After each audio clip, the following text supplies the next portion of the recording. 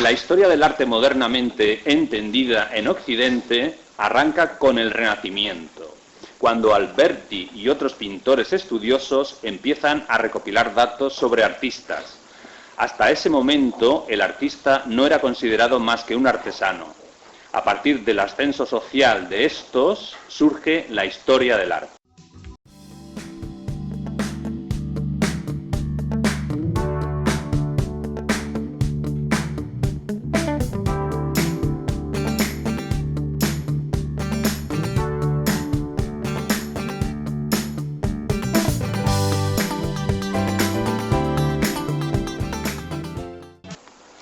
Buenos días, buenas tardes o buenas noches. Les habla José Bautista, artista plástico y presidente de la Asociación Culturarte. Os damos la bienvenida y las gracias por la asistencia a la edición número 47 de la Tertulia de Arte y Cultura Culturarte. En este caso, desde la Facultad de Geografía e Historia de Valencia, España. Hoy vamos a hablar sobre los errores de la historia del arte y para ello tenemos con nosotros a los siguientes amigos y tertulianos. En primer lugar, empezaremos por los nuevos, que en este caso solamente es Javier Hernández Gracia, licenciado en Bellas Artes, historiador y profesor, escultor, músico, etcétera, etcétera. Bienvenido a la tertulia por primera vez. Un libro ya recién publicado sobre Bretón. De paso lo digo porque es que estoy tan contenta. ¿Sobre Bretón?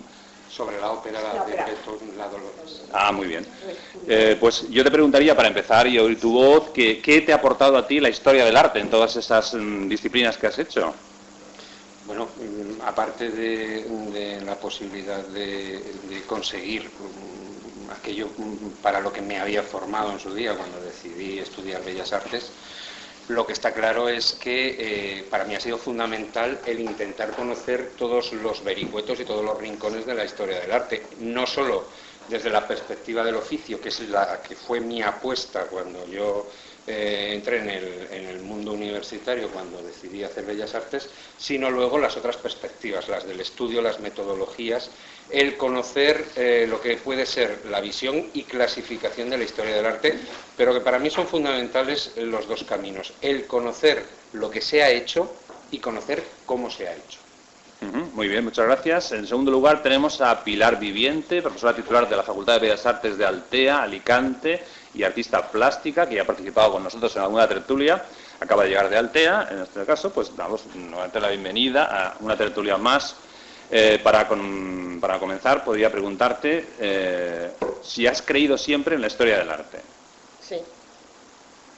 ¿Sí? Sí, afirmativo y contundente.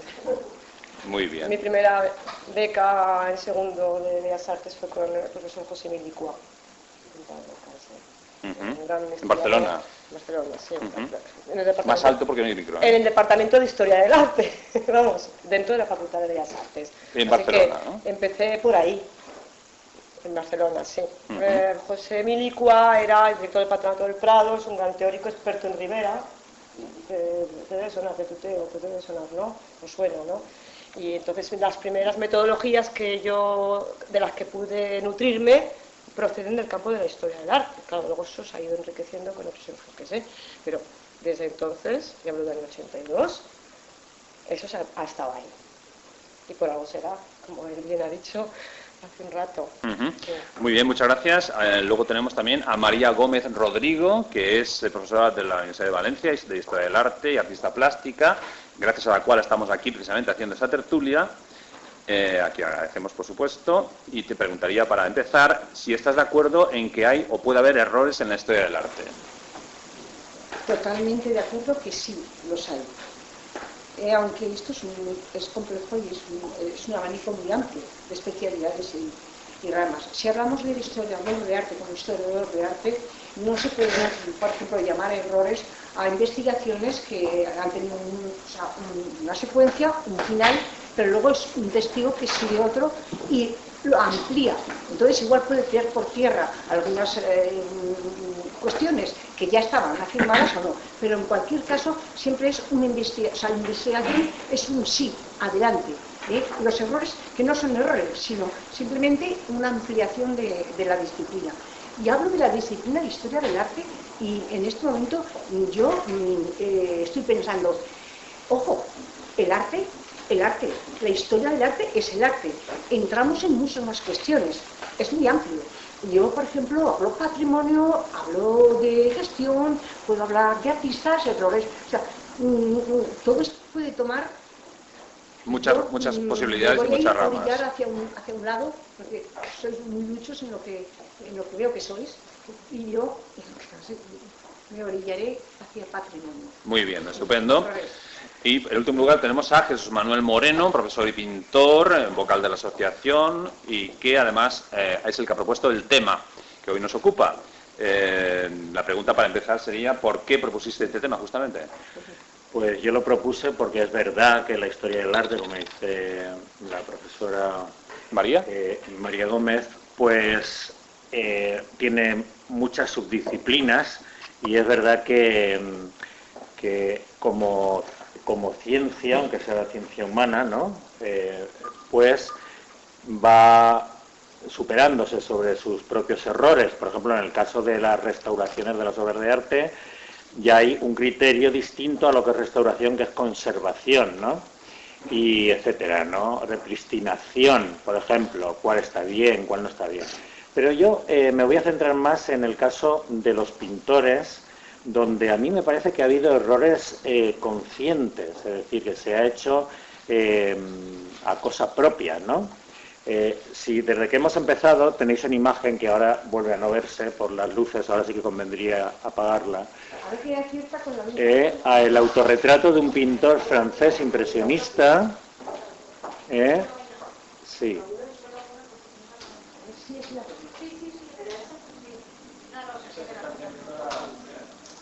Bueno, ahora se ve bien. Este que tenéis ahí es Albert Le Bourg. ¿Alguien le suena? Pues no, ¿verdad que no? Pues Albert Le Bourg fue un pintor impresionista que expuso 2 veces, en el 79 y en el 81, con los pintores impresionistas, es decir, que era bien conocido por todos los artistas impresionistas. Ahora os voy a poner otra obra suya. Esta obra es del año 1877 y a mí me parece que este artista, injustamente relegado al no conocimiento, bueno, es que no aparece ni en las enciclopedias, ¿no? Pues es, a mi manera de ver, el eslabón que hay entre el impresionismo y Cézanne. Como todos sabéis, Cézanne hasta 1877 era un pintor de mucho negro, mucho betún en la pintura, y nada que ver con la luminosidad y eso que... Este hombre había estado en Argel como profesor de pintura desde el año 72 al año 76 del siglo XIX, y allí hizo una serie de pinturas, esta es posterior del año 77, que era lo que exponía ya en las exposiciones de los impresionistas. Y en esa serie de pinturas él usaba un pincel ancho y tal, y llegó a esta forma de pintar un poco como si fueran facetas, ¿no? Pequeñas facetas, ¿no? Que a mí me parece que fue lo que dio lugar a lo que haría Cézanne, ¿no? Evidentemente. Yo creo que Cézanne no surgió así de la nada, no saltó de esas pinturas así, todas de negros y claroscuros y torpes a lo que hizo luego, sin otra cosa. Pero bueno, esto es un caso que quiero poner porque me parece muy evidente, pero hay algún otro que es mucho más relevante, por ejemplo, el caso de Émile Bernard. Émile Bernard es un artista que en el año 88 del siglo XIX hace esta pintura. Esto es antes de Gauguin. ¿Y qué es lo que ocurre con este muchacho? Que está aquí autorretratado con un retrato de Gauguin detrás. Este es él, que tenía 20 años, y Gauguin, que tenía 40.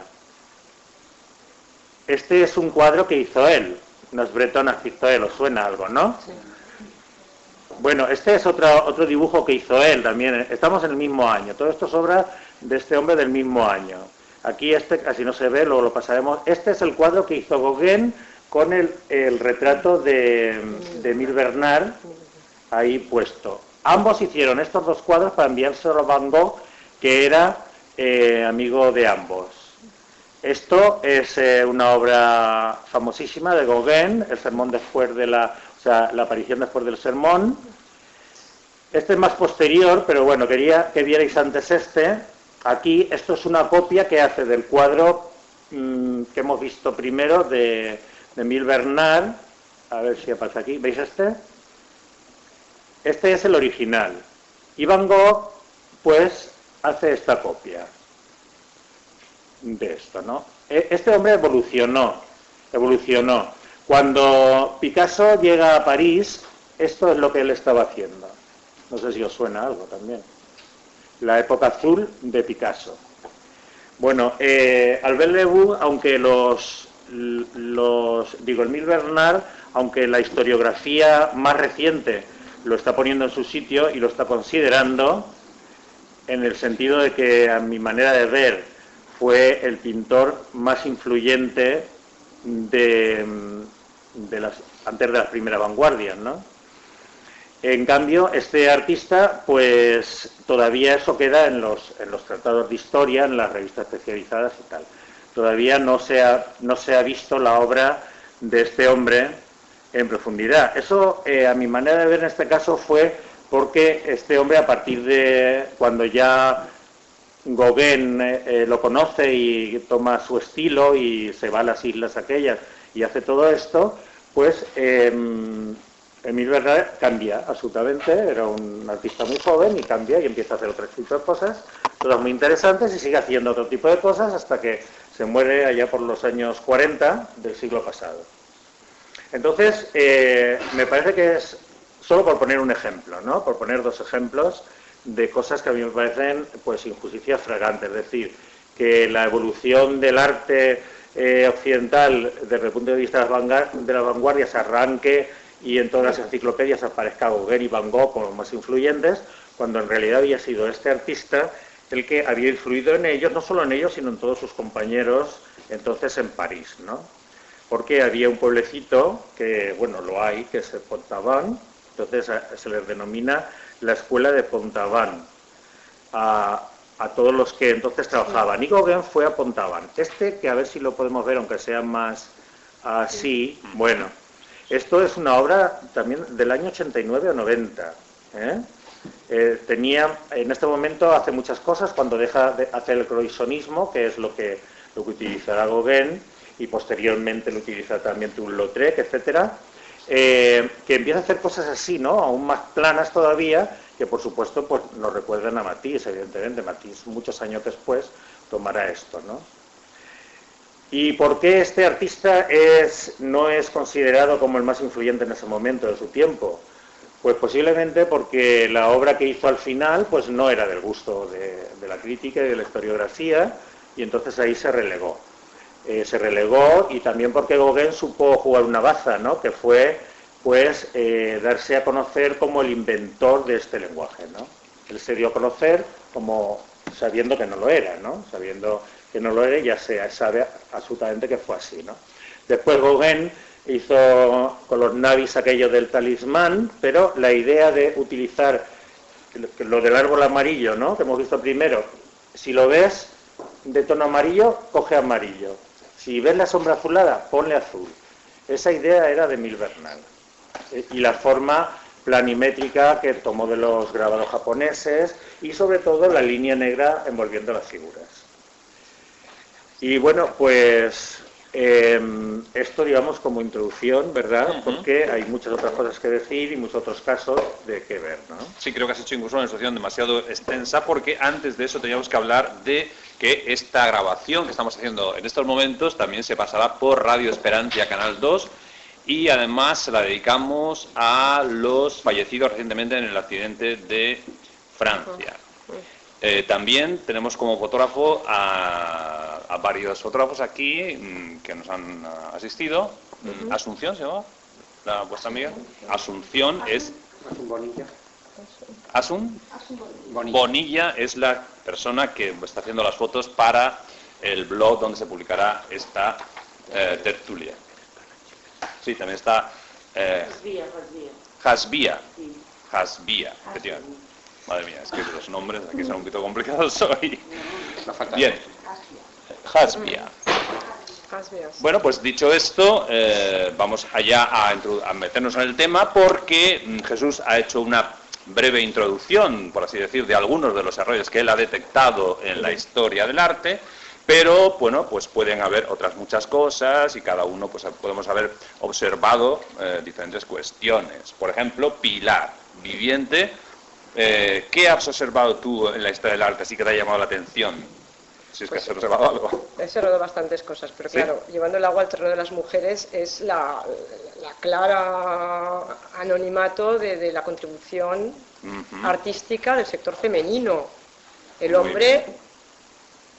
A mí me gusta mucho Ortega y Gasset, sé que es un antiguo, pero ¿qué ocurre? Más alto, más alto. Que no me gusta que se empiece el hombre y sus circunstancias. Yo no veo ningún libro que diga la mujer y sus circunstancias. Entonces, claro, la mujer no existe. Casos, Camille Claudel, con Rodin, bueno, los historiadores sabéis, es que hay un listado de errores de obliteración. Y no la musa, la machaca, entre comillas. La que estaba con la espátula dándole a la escultura, o limpiando las brochas, o haciendo el trazado preliminar del boceto. O sea, echando ya ahí... posando, barriendo, o sea, las 1000 funciones, que tenía más mérito todavía por esa pluralidad de roles. Pero anonimato total. El caso, hace poco tuvimos Cotamisia en Huesca, y el caso de esta Woodman, que murió muy joven, la fotógrafo, que ahora fundación, no sé qué, cotizadísima, literalmente le hicieron tapón. Todo el sector masculino de los años 20 en Nueva York, entre los cuales luego donde apareció Dalí también, en los años 30. O sea que incluso en pleno siglo XX, en el periodo de entreguerras, la primera y la segunda, ese fenómeno sigue ahí. Yo creo que, bueno, aprovecho, como somos un frente reducido a las mujeres, sin ánimos de ofender a los hombres. Ese es el listado de errores que nunca acabaríamos, que yo suelto la prenda, y eso es un listado que sí, merece un monográfico. Has dado en el error, horror, horror grande de toda la historia del arte. Así tú también consideras que, María, que este es uno de los más graves de todos los errores que del saber arte, el tema de la discriminación de la mujer, ¿no? Muy bien, ¿y tú, Javier? Yo, vamos a ver, suscribo plenamente el tema como error y horror. Ahora bien, es que no solo se circunscribe a la historia del arte, es decir, la marginación de la mujer alcanza prácticamente todos los elementos de la historia. Hablamos de la historia del arte como elemento reducido, que no lo es porque vemos que cualquier caja que abramos tiene muchos caminos y tiene muchos vericuetos, pero la otra, la historia general, todavía creo que ha sido más sangrante con el papel de la mujer. Vamos a ver, si hablamos de los errores de la historia del arte y tenemos que hacer una composición de cómo ha ido evolucionando el método de historia, la metodología de historia del arte, bueno, pues tenemos que entender que aquí hasta la Revolución Francesa el arte se hacía para mayor gloria de Dios y la Iglesia no ha sido precisamente permisiva con el papel de la mujer. O sea que con eso ya tenemos claro parte del problema. Ni lo era la Iglesia, ni tampoco lo era el mundo pagano, que fue recuperado en el Renacimiento. Por lo tanto, lo tenemos complicado. Muy bien. Pues sí, efectivamente es así. Jesús, bueno, ¿quieres decir algo? Eso admite matices, es decir, el matiz fundamental es que llegamos a final del siglo XX, se reconoce ese error y entonces se desempolvan algunas artistas de muchísima calidad. Por ejemplo, Artemisia Gentileschi. Artemisia Gentileschi se empiezan a hacer monografías, exposiciones de su obra y tal. No, bueno, pues sí, reconocemos que era muy buen artista, pero no es verdad tampoco, me parece a mí, que fuese mejor que su padre, Horacio. Horacio Gentileschi es un artista de primera línea, en el momento de principio del siglo XVII, Caravaggio y tal, ¿no? Él tenía incluso un estilo muy personal, como se puede ver en Moisés salvado por las aguas del Prado, con un colorido que influyó muchísimo en muchos otros artistas, porque era un colorido que no era el venecianismo, era otra cosa, ¿no? Mucho más sutil, más delicado. Hay obras verdaderamente preciosas de este hombre, como La Anunciación y tal, ¿no? ¿Qué es lo que pasa? Que ahora llegamos y decimos, oye, es verdad, la injusticia, no sé qué, hombre, es verdad, pero cada uno en su lugar. por circunstancias que no son del arte, ni de historia del arte, ni nada de eso, como habéis comentado, pues la mujer estaba relegada a lo que estaba. Y entonces, en el momento en el que se recuperan estas figuras, se tienen que recuperar pues con el cuidado y el respeto a la historia que se debe, ¿no? Entonces, en ese sentido creo yo que, por ejemplo, esta discriminación positiva, ¿no?, de que ahora, por ejemplo, ahora no sé, pero en el momento de la contemporaneidad en el siglo XX, si eras mujer, si eras escultora y si la galerista era mujer, tenía muchas más posibilidades de hacerte un hueco que si eras hombre, heterosexual, y además tenías una familia normal y corriente. Y entonces eso lo he vivido yo en mi carne. Pero quiero decir que yo lo que fuera fue, y eso es verdad, pero también hay que reconocer que para decir, no podemos desnudar a un santo para vestir a otro. Es decir, cada uno tiene que estar en el lugar que le corresponde. En un momento en el que ahora, por ejemplo, en el momento actual, ya las mujeres no son discriminadas, me parece a mí, en el mundo del arte por razón de sexo, ni mucho menos.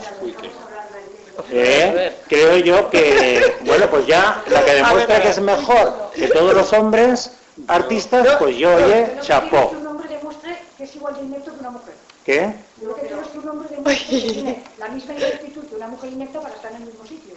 Porque siempre tenemos que estar demostrando lo que valemos. Todavía los hombres no han demostrado lo que valen. Pero Bueno, están hablando aquí ya en el público, muy bien. se ha saltado el debate. Esto es más informal que otras tertulias, en efecto. Un poquito para que entre por aquí el sonido, ponlo para allá para que ya se oiga lo que sea la dice. cultura.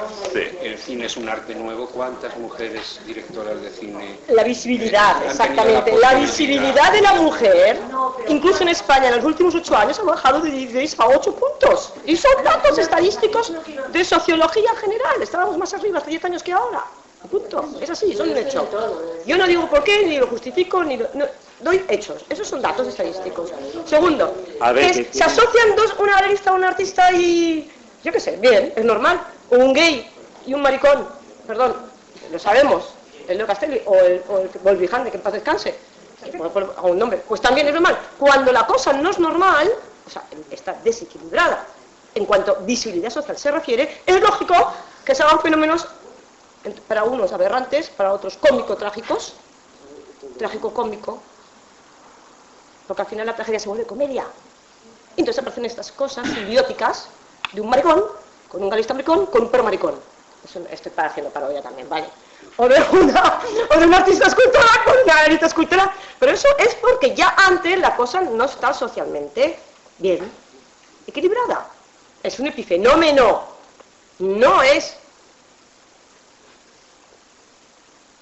el tema principal en el que hay que fijarse. Es un efecto. Hay que ir a la fuente, a localizar cómo reestructurar el tejido social de manera que hay una justicia, una igualdad, en la consideración de las contribuciones artísticas y científicas de las mujeres. Ambas dos, que tampoco están tan alejadas la una de la otra.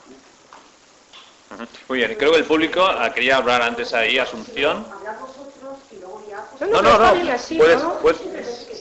Es que no se te ha oído bien y no... O sea, por el mayor de los respetos y gracias, es que yo lo que quería aquí, digamos, distinguir es que una cosa es que no se trata de que sea mejor el padre o la hija, simplemente es que el hecho de ser mujer no podía siquiera ir.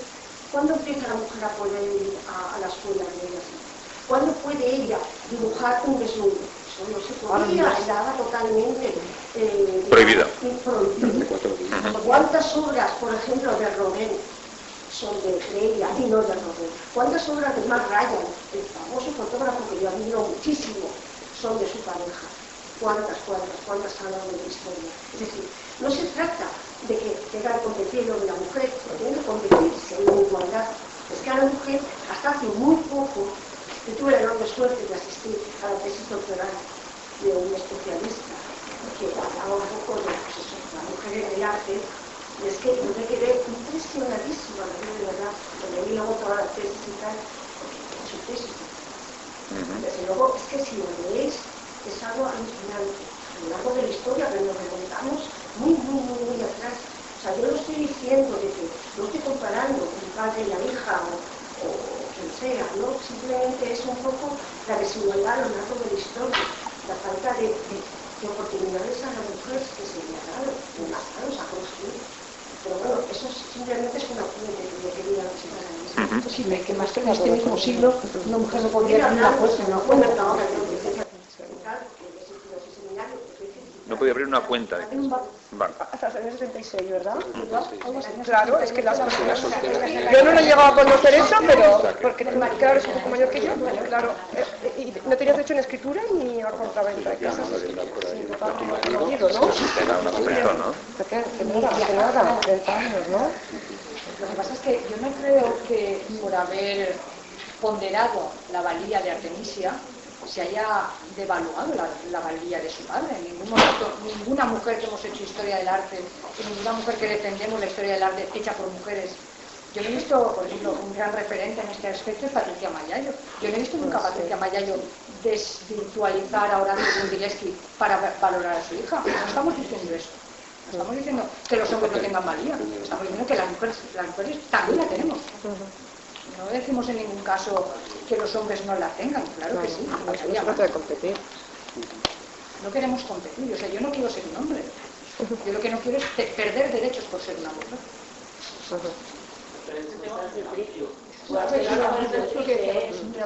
Bueno, todos los temas son muy amplios que tratamos nosotros justamente para eso, para que sirvan simplemente de reflexión. ¿Qué quieres opinar algo sobre esto? A ver. Pero que este tema sí que es amplio con respecto al tema de la mujer.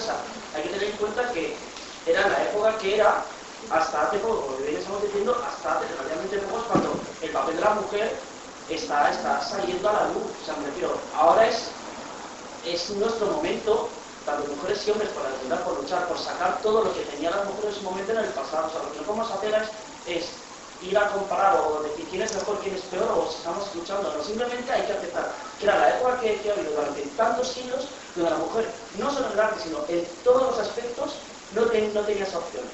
Entonces ahora que estamos en el siglo XX, porque es ahora, ahí está cambiando la mentalidad, no solo en la mujer, sino en temas de las preferencias sexuales y todo en general. Es ahora cuando hay más mentalidad abierta. Entonces ahora es cuando tenemos que luchar por sacar todo lo que tenían, en este caso las mujeres, pero sobre eso en todos los demás aspectos. Bueno, los historiadores del arte, o sea, tirar del documento y buscar qué es lo que está ahí. Es ahora.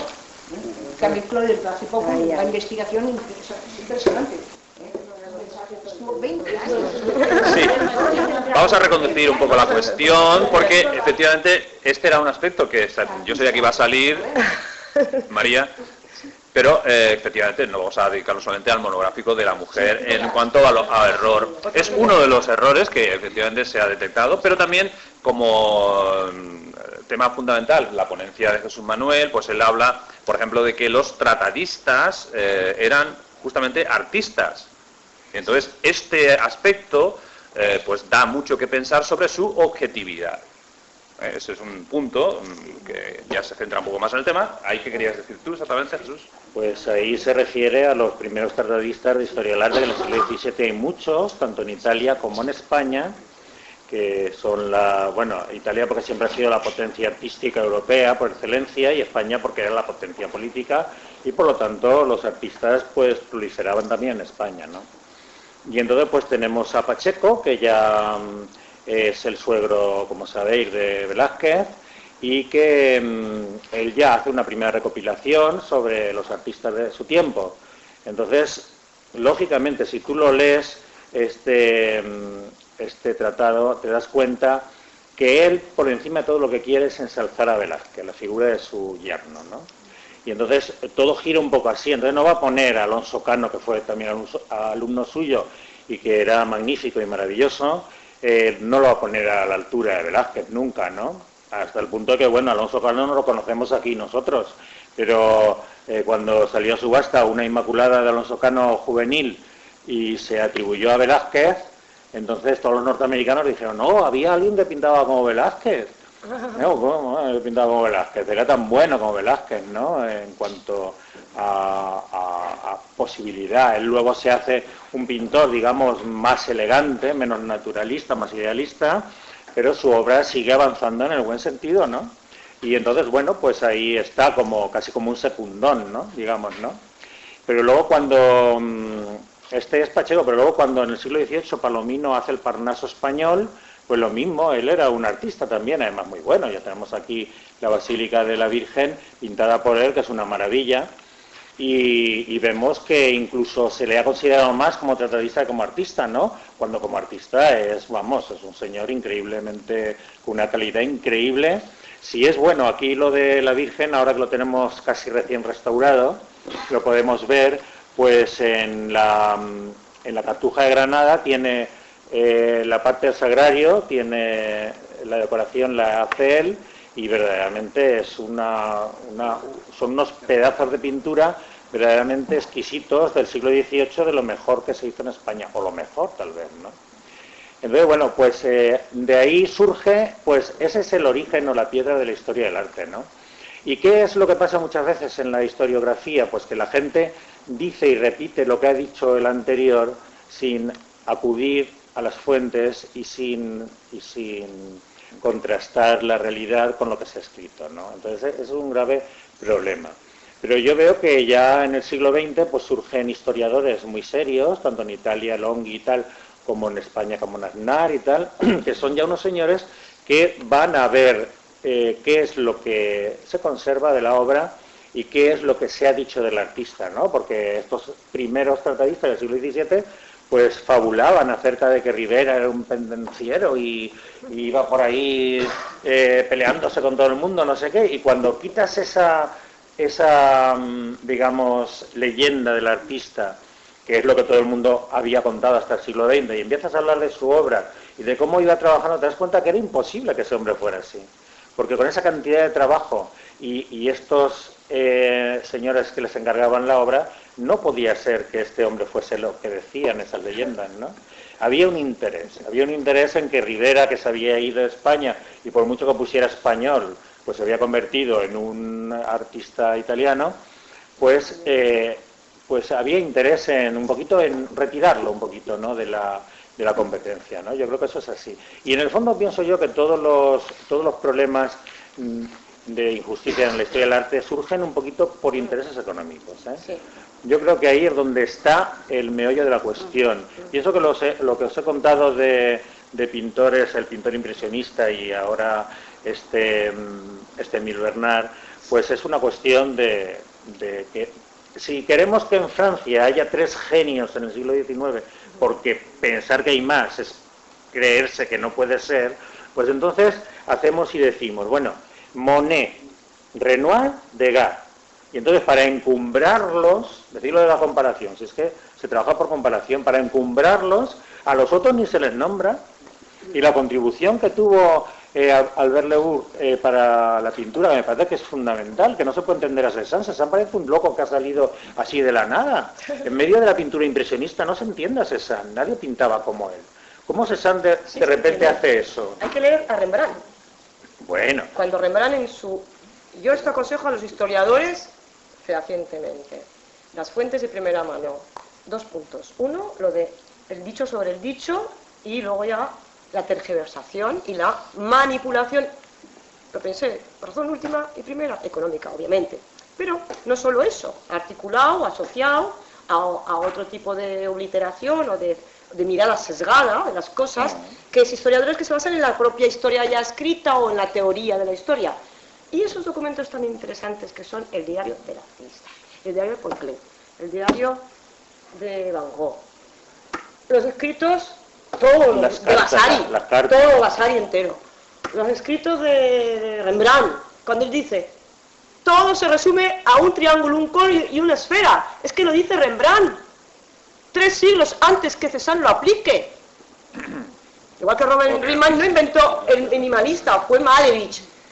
Claro, que luego la manipulación de la historia está asociada a intereses de mercado, de específicas galerías, es como los libros de empresa, lo mismo, claro, como los bancos, es correcto.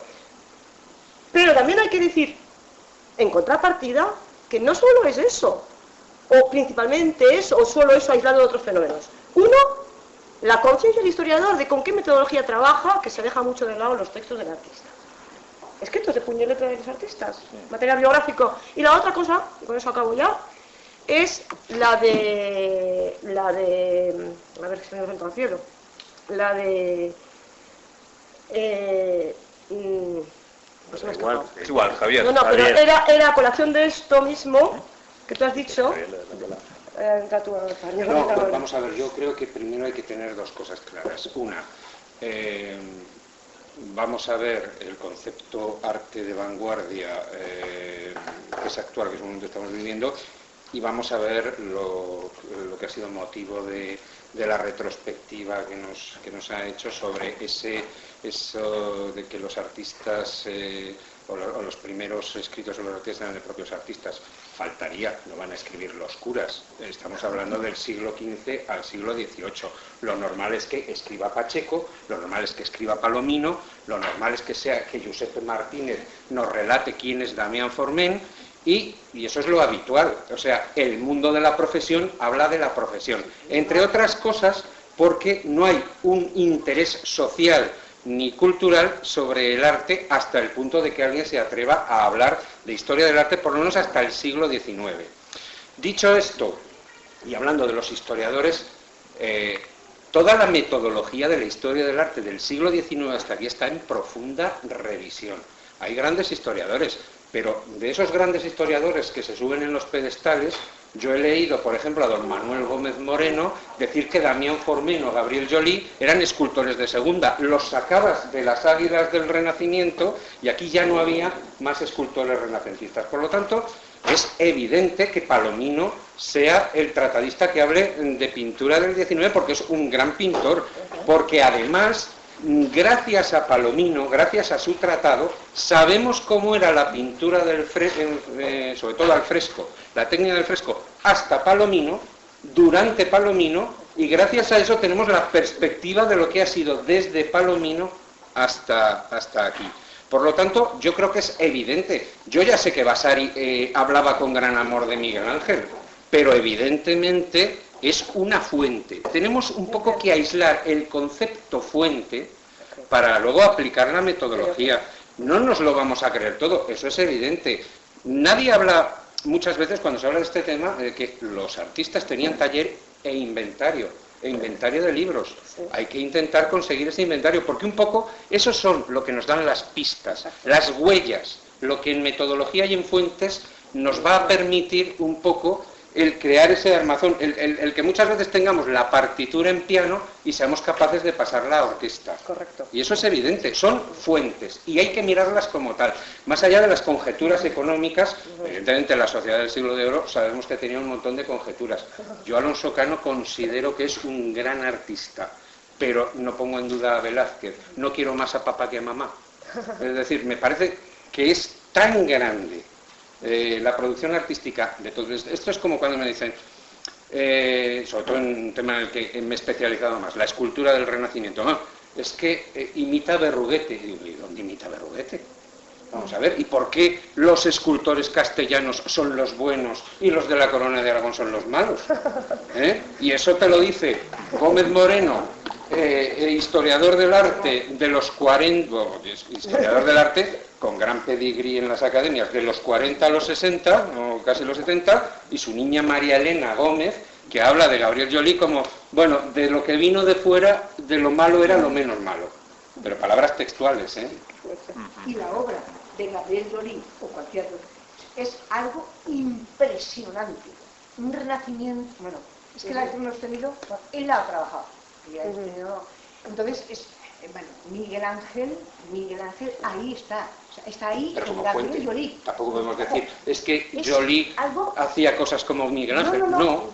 Joly es evidente que conoció la obra de Miguel Ángel. Ahí está. Tenemos fuentes además que así lo... Y evidentemente dices, ¿ves? Esto es, ya para terminar, porque no tampoco os quiero... Los historiadores del arte, aquellos que tienen que hacer oficio, como hacen los pintores y los artistas se tienen que olvidar de que no hay que crear cajones donde cabe todo. Y en la historia del arte el primer error que tenemos se llama manierismo, que fue un cajón donde cabe todo. Todo lo que no es, somos capaces de clasificar, lo llamamos manierismo y lo metemos en ese cajón. Y esa es la primera gran revisión que la historia del arte occidental está haciendo, porque se ha encontrado que, bueno, en el manierismo cabe todo. Desde la etapa final de Miguel Ángel, Vasari, hasta el romanismo español, los retablos de final del siglo XVI. Bueno, como no sabemos cómo clasificarlos, como ya son columnas grandes. Una pregunta con eso, el fenómeno del Greco, que a mí siempre me ha fascinado, que en su época no fue realmente valorado en la medida, yo creo, entre comillas, que vale, pero además que luego se ha argumentado desde la historia. ¿Podrías tú darnos unas pinceladas sobre el fenómeno del Greco, que cayó en el olvido y que luego fue rescatado de las catacumbas? Pero el Greco no es un fenómeno aislado en la historia del arte. En la historia del arte de pintor olvidado, pintor recuperado. El propio Botticelli, en cierta manera, fue olvidado cuando llega el Renacimiento pleno, y es a partir de Warburg, cuando en el siglo XX, cuando las excelencias de Botticelli ya se elevan a la categoría de lo humano y lo divino. Pero, por ejemplo, en la arquitectura, Guarini es un hombre que pasa como una sombra en el final del barroco, y sin embargo es a partir del potenciamiento de las escuelas de arquitectura a principios del siglo XX cuando se recuperan todo ese tipo de... ¿Tu opinión específica sobre el tema Greco? Mi opinión específica sobre el tema del Greco es que a mí es un pintor que me encanta, y os tengo que recordar a todos que los que ya tenemos una edad, hemos asistido a millones de documentales de televisión en los cuales nos decían que tenía un defecto en la vista y que por eso alargaba las figuras, lo cual es manifiestamente falso. Es decir, siguiendo una metodología correcta de historia del arte, que no solo va en lo documental. Es decir, a veces tenemos que recordar que hay otro tipo de metodologías, que son el análisis de la técnica, de la forma y sobre todo el dibujo. Es decir, en pintura es fundamental, sobre todo en pintura clásica, es fundamental analizar el dibujo del maestro. Y ahí eso es lo que nos ha permitido. ¿Por qué se recupera al Greco? Muy sencillo, porque en el siglo XIX, en Europa occidental, volvió a recuperarse la novela de aventuras y de caballería. Y el Greco era un pintor que se ajustaba perfectamente a ese mundo de espiritualidad, romanticismo, medieval. Esto es como un ejemplo que yo muchas veces he puesto en clase. Entonces, cuando la gente te dice, es que me gusta el gótico, esas iglesias en piedra, pero coño, si no estaban en piedra, estaban todas pintadas.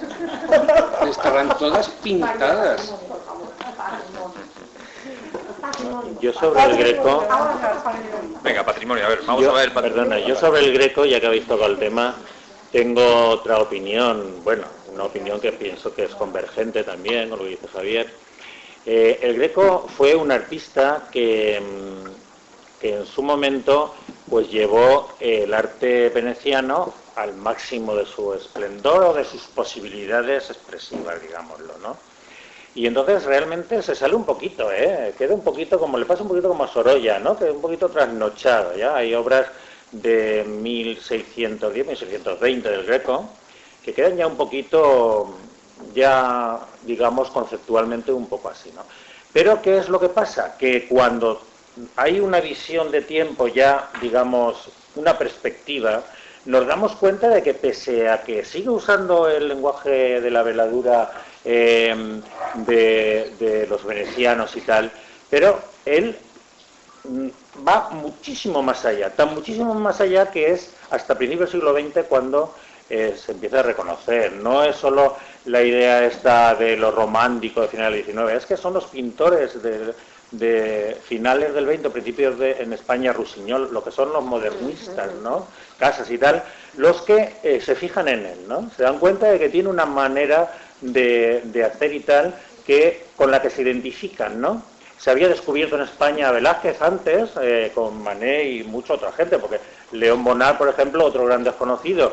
Quien lo conoce a León Bonnat se le considera como un académico y tal, pero si miras bien lo que él hizo en 1860, llevó a París la forma española, ¿no? Como había hecho Manet, ¿no? Entonces, el Greco salta en el tiempo, ¿no? Y el Greco, además, nosotros tenemos una tertulia que la podéis escuchar sobre el Greco, donde corroboramos todos un poco una cosa, es decir, los historiadores, la historia del arte ha venido dada por los historiadores anglosajones, la española, y los españoles ahí han estado un poquito como si fueran segundos, ¿no?, de a bordo, ¿no? Como no se les hacía el mismo caso, ¿no? Ahora ya cuando lees en los libros dice, porque según Beruete, según Camón Aznar, según no sé qué, sobre atribuciones, por ejemplo, ¿no? Y se mezclan con los ingleses y algún italiano. Pero la opinión que valía era la de los ingleses, yo no sé por qué, una especie de complejo de inferioridad, lo decía un español y parecía que no valía lo que estaba diciendo.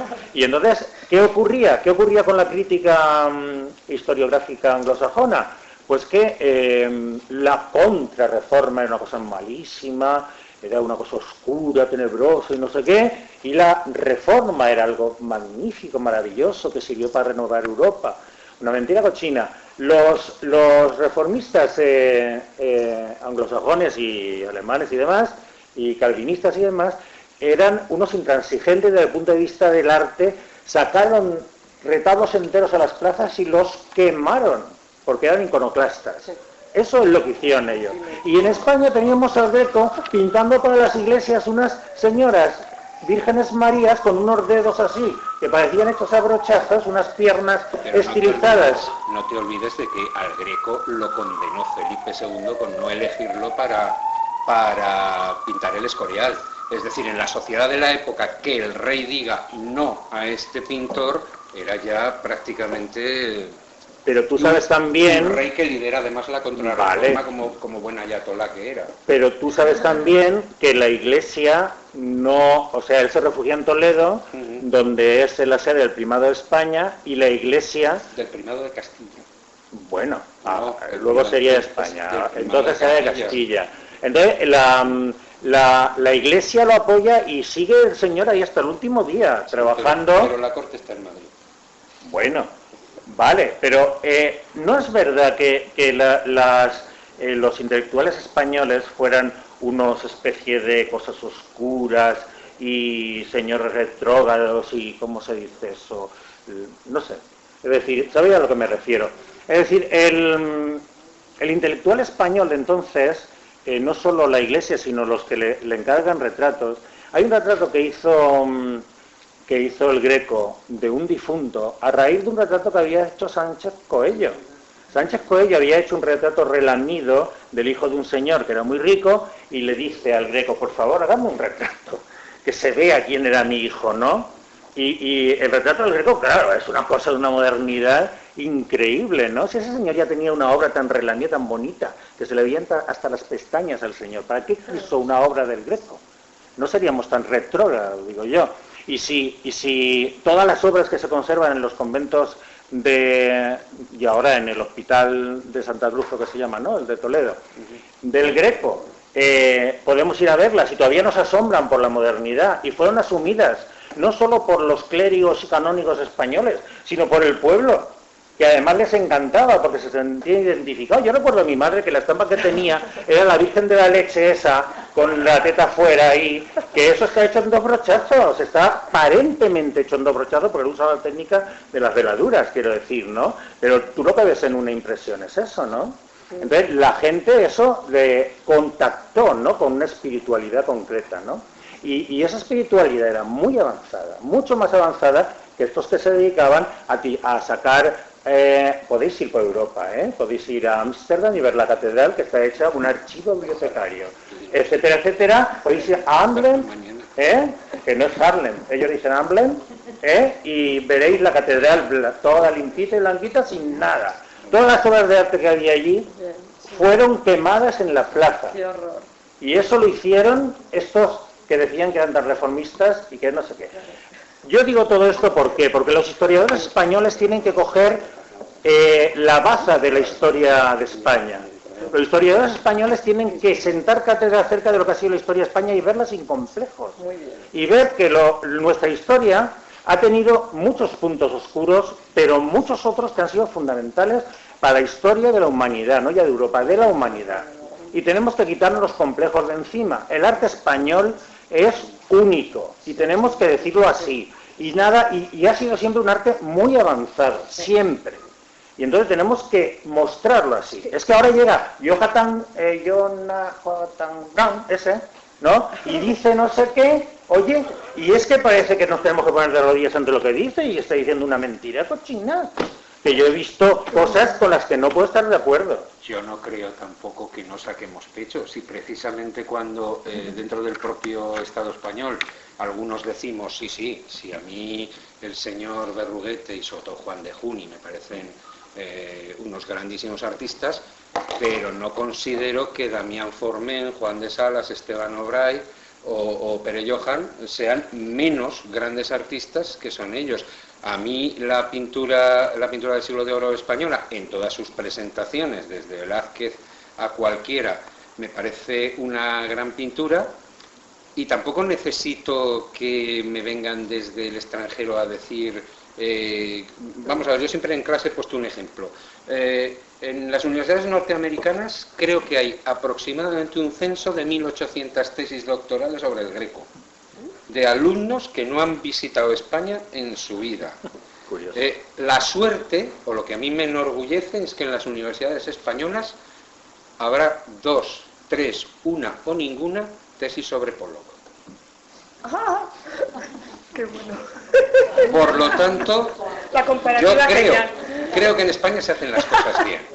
Creo que en España hay grandes historiadores, como he criticado, y son algunos amigos míos, cuando nos ponemos a hablar de la Catedral de México y decir, bueno, hay que hablar de la Catedral de México y ver también lo que los mexicanos historiadores del arte dicen de la Catedral de México, ojo, que no tenemos la posesión absoluta de la verdad. Por lo tanto, creo que en España se han hecho cosas bien. Y sobre todo tampoco nos olvidemos de un aspecto que me parece fundamental, que es que aquí hubo una dictadura durante 40 años y una historia del arte oficial. Y en esa historia del arte oficial, el Escorial era Dios y Herrera su profeta. Sí. Hemos pasado por una guerra civil, qué gráfico, y por una desamortización donde se han quemado, destruido obras de arte, mueble. Hemos perdido esto patrimonio, que ya tenía que hablar de patrimonio, ¿no? Exacto, Yo sí, quería hablar patrimonio. además, que quería hablar, bueno, muy en mis carnes como en las suyas, pero hemos trabajado en patrimonio. Por ejemplo, en la catedral, y al fin y al cabo todo es historia del arte, el arte del patrimonio es directo. Y bueno, los horrores. Hoy día tenemos leyes, antiguamente han ido evolucionando, no existían unas leyes concretas, depende desde los romanos que era cíclico la vida del monumento y la muerte del monumento, hasta que todo esto ha ido mejorando, ha llegado a nuestros días con unas leyes perfectas, autonómicas, nacionales, internacionales. Hay concienciación ciudadana, maravillosa concienciación ciudadana para la salvaguarda del patrimonio. Y nos encontramos que con esas leyes y con todo eso, hoy día puede un barroco desaparecer en 630 piezas. Y ya no salimos ni de Valencia, nos quedamos aquí, solo con la catedral, nada más. Con eso ya tenemos para de Valencia. Sí, la catedral de Valencia. Claro. Nos quedamos para un montón. Por ejemplo, una obra barroca de oro fino bruñido de 22 quilates a la técnica de oro fino, que esto es tallada en madera, deshecha en 630 piezas, cortada con sierra. Esto es patrimonio. ¿Qué es? Patrimonio sierra de cárboles. Patrimonio es bien de interés cultural. Tiene una protección que no se puede tocar. O sea, todo eso se tiene que mostrar. Cortar en trozos. Mostrar, cuidar. Tiene unas obligaciones el que lo tiene. En el caso de la Iglesia, o particular, o quien quiera que sea. Sin embargo, tenemos hoy día, con toda la concienciación y con todas las leyes que tenemos, buenas leyes, ahí están, autonómicas nuestras, que se está haciendo esto, destruyendo patrimonio big. Y nombro esto de la catedral y podría nombrar muchas más, e incluso imágenes, porque yo he trabajado ahí y me he retirado. De la basílica, de la catedral. Entonces, el problema de hoy día es mucho peor, porque antes la historia del arte va evolucionando, adaptándose, problemas sociales, problemas de estos, pero ahora que ya está tan claro que nos ocurra esto en nuestras narices, hace nada, ahora mismo, y lo más triste, que además de perder un D&D de esa categoría, de Pérez Castielo, cualquier escultor extraordinario, además es que ya no está, es única, obra de arte única, desaparece, ya no hay más, no hay nada. ¿Y qué pasa? Que las generaciones futuras, venideras, no las van a ver. Y seguiremos así, es lo triste. Estoy convencida, porque lo estamos viendo. Escucha, no se hace un foro. ¿Qué problema? La gente está concienciada, es verdad, la gente está concienciada, pero el problema es que hay que dar más información, porque la gente quiere preservar el patrimonio, quiere su patrimonio, pero de pronto dice, uy, precioso, ay, que necesito, está algo aquí. Bueno, estamos viendo a un enfermo muerto, maquillado, pero lo han reventado por dentro. O sea, información para que tengan criterio para poder decir no, en mi caso, que sea. Porque nosotros sí que lo sabemos, unos cuantos, pero falta información al ciudadano. Esto no me lo tengo ya. Y es más, el tema de... He trabajado en la catedral muchísimos años, en la basílica, y otra en Diputación, en restaurante. Y sí, en su momento he denunciado públicamente, con nombres y apellidos, las personas que han hecho daños, esos daños. Públicamente esperando que lo secuestran. Porque es muy fuerte, públicamente, con nombres y apellidos. No he recibido respuesta alguna. Silencio. Porque el silencio es el que te deja inmóvil. Pero esto también ocurre un poco porque hay tendencias. Por ejemplo, la iglesia de San Juan del Hospital era barroca. Yo no la he visto nunca barroca. A mí me han dicho que estaba decorada en barroco todo por dentro, ¿no? San Juan del Hospital es una maravilla de arte gótico y entonces tú la ves ahora y dices, oh, qué espiritual, qué bien, pero es que creo que era barroca, no sé, la habían... Santa Catalina y San Agustín. Porque eran... Bueno, pero eso fue a resultar de la guerra civil. Sí, metemos con eso. Es decir, lo de que digo de modas y tendencias. La Catedral de Valencia.